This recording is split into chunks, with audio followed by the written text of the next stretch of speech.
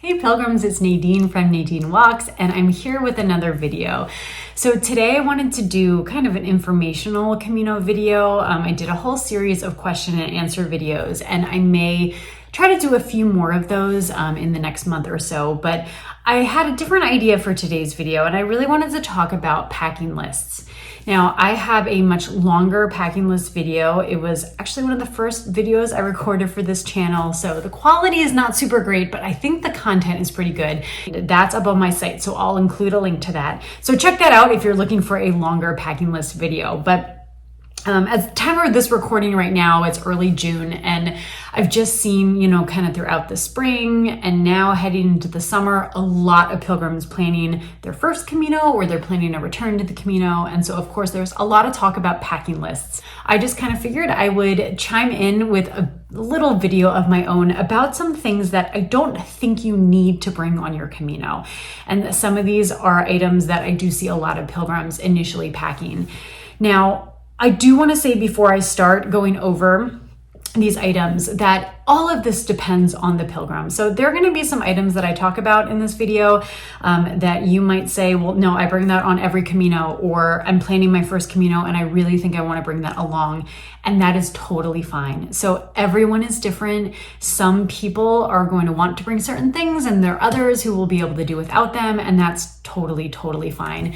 In fact, a few of the things I'm going to mention today, I actually do bring on my Caminos because it's just weight that for me is worth carrying, and it's just, sometimes stuff that I think is going to be helpful for my journey.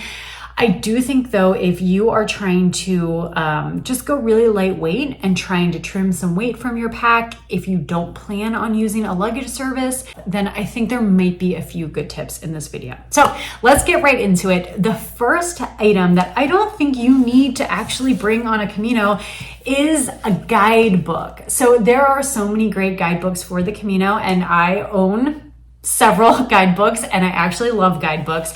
But if you're trying to save on weight, you don't actually need to bring the books with you. So on my first several Caminos, I did carry a guidebook and I loved having them.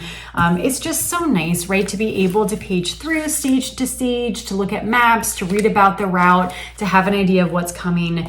Certainly guidebooks will give you information about stages, about the albergues or where to stay, services along the way.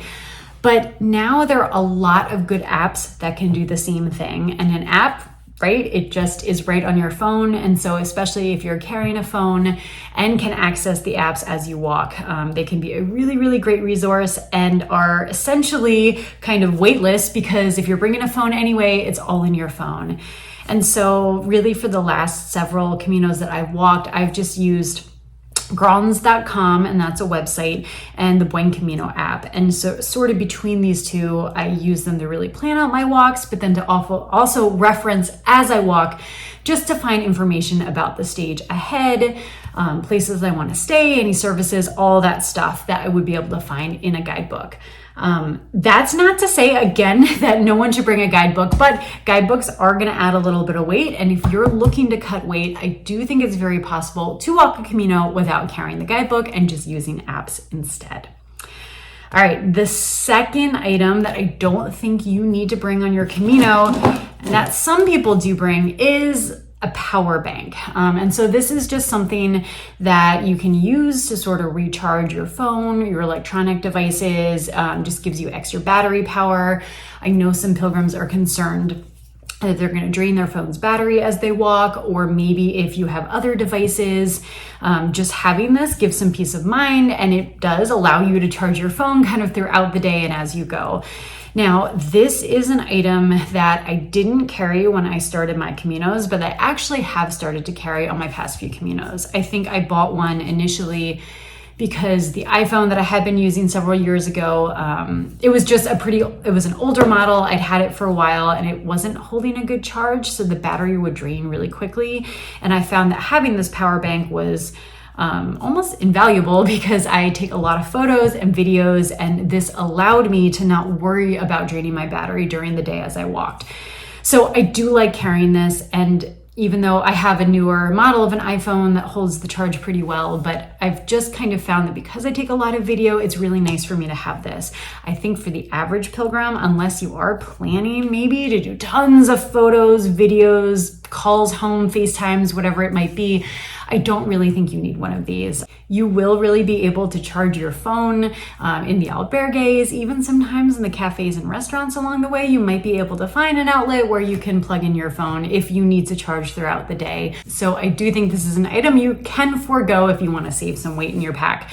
But I would say one thing to bring and don't forget about is a power adapter. So you just want to make sure, especially if you're traveling from outside of the EU, that you want to have an adapter that will be compatible with your phone or your devices. So that is a pretty key thing to definitely make sure to put in your pack and not forget.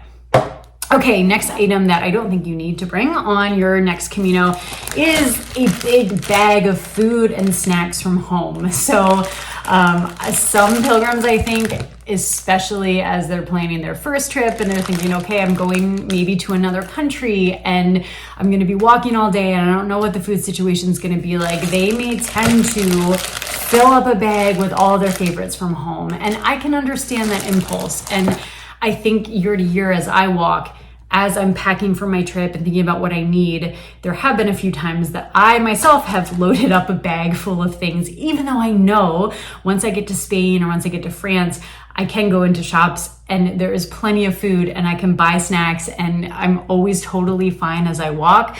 I think still though, as I'm setting off, I tend to think, ooh, but like, what if I can't find something right away? And what if I'm missing this from home? And sometimes I tend to overpack a little bit on the snacks and food. I would say that you might want to bring just like a couple of things for your first few days, just as you're arriving at your destination and getting settled in, and maybe you can't find a store right away. Then I think it could be nice to have a few snacks from home.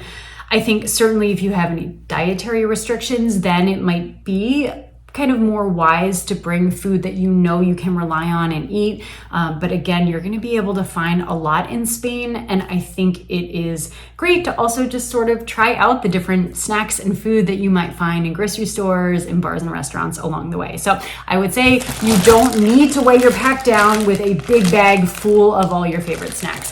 What I would say though is that it's totally okay, like I said, to bring maybe a few things to start with. Or if there's some kind of special item that you know you just enjoy and it's gonna make your trip that much more pleasant and comfortable, go ahead and bring it. So I will always bring some little instant coffee packets. I know that even when I don't always need to have them on the way, just for my own peace of mind, to know that I have a way to make coffee if I can't have coffee in the morning, that's been really good for me. So that I will bring with me. Okay, another item, this one is also kind of similar when we talk about bringing a big bag full of stuff. What you don't need are tons of lotions and creams and toiletries and all the stuff that you might normally use at home on a daily basis, whether it's skincare or hair care. You don't need to bring all of this on the Camino. I think that can be hard for some people sometimes because, you know, most of us have our routines and it's stuff that we're used to. And we tend to think like, oh, I don't know if I can go without the stuff that I normally use. And what is my hair going to do and my skin? And can I go without makeup? And I think that this, again, can totally depend on your comfort level. If you want to bring a few things, you know, if you want to bring a tube of lipstick or moisturizer or some kind of hair product, it's okay. It's totally fine to do that. But I think the Camino is also a nice opportunity to not bring all of that, especially if you're going to be carrying all of your items. This is an area where you don't need to be weighed down by all of those items. So I would, you know, really kind of encourage you to pack light. I usually, in terms of toiletries, I bring shampoo for my hair, I bring deodorant, I bring a toothbrush and toothpaste, and I bring some Vaseline, and that mostly I use on my feet, but I can also use that on my lips. Sometimes I can use that as a little moisturizer if I feel like my skin is really dry. So I try to go really light when it comes to toiletries. One thing in this category, though, that is necessary, I think no matter when you're walking, where you're walking, is to bring sunscreen. And so I do think sunscreen, for me, it's a non-negotiable. I always bring a smaller tube with me to start off, and usually I will have to buy some as I'm walking along the way, but this, I figure when it comes to my skincare, this is the item that I don't leave home without when I'm walking the Camino. And then finally, the last one, I just kind of wanted to throw this in, but I think one thing that you should try not to pack with you are your fears and your worries. And this is easier said than done. And I know that this is something I struggle with year to year as I walk.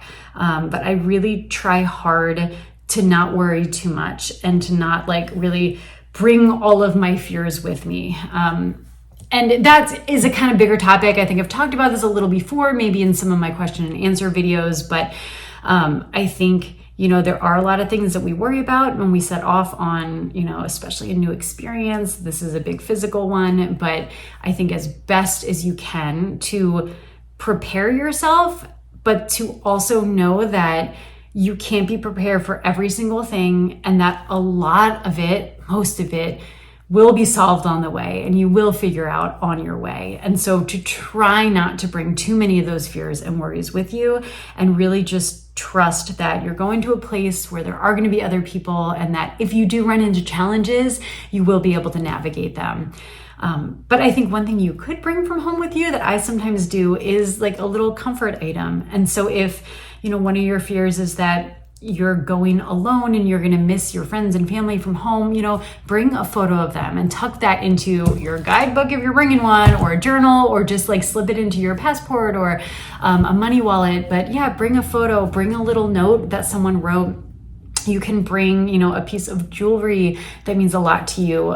Some people bring like a little stuffed animal. I, on past Caminos, have brought this little necklace that was gifted to me by a pilgrim one year. And I don't wear it on all my Caminos, but I always bring it and just tuck it away. And it just, I don't know, kind of feels a little bit like protection. And I like having it with me. Certainly, I don't need to bring it. It's not going to add much weight, but again, every ounce counts. But I like to have it with me just as like a little comfort item. So that is my kind of short list of things that I don't think you really need to bring on your Camino. I think you can leave all that extra stuff behind, trim some weight from your pack, and you'll be totally fine. And I also think all of those things, if you decide to leave them at home, but then you're walking, you realize, oh, I wish I had this. Most of the stuff you can find in Spain as you're walking. So I would kind of challenge everyone who's preparing for a first Camino, or who's repeating and rewalking a Camino and knowing they want to get their pack weight down, to see where maybe you really can cut some of these items out and see how it goes. Okay, well, thank you all for being here, continuing to watch, and I'll be back with more soon. Buen Camino.